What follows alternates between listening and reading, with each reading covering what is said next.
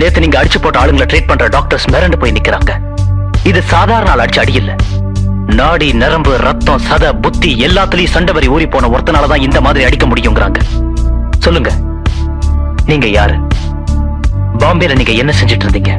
சொல்லுங்க சொல்லுங்க சொல்லுங்க சொல்லுங்க. எனக்கு இப்பவே தெரியும். நீங்க யாரு? பாம்பேல நீங்க என்ன செஞ்சிட்டு இருந்தீங்க? சொல்லுங்க சொல்லுங்க சொல்லுங்க சொல்லுங்க சொல்லுங்க.